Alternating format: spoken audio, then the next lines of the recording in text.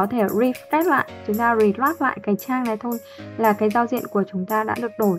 Tương tự như vậy đối với Google Docs và Google Form thì bạn cũng sẽ reload lại. Rồi, video của mình xin kết thúc tại đây, và nếu như các bạn thấy cái video này hữu ích, hãy đừng quên like và share để nhiều người biết đến nội dung này nhiều hơn nhé. Xin chào tạm biệt.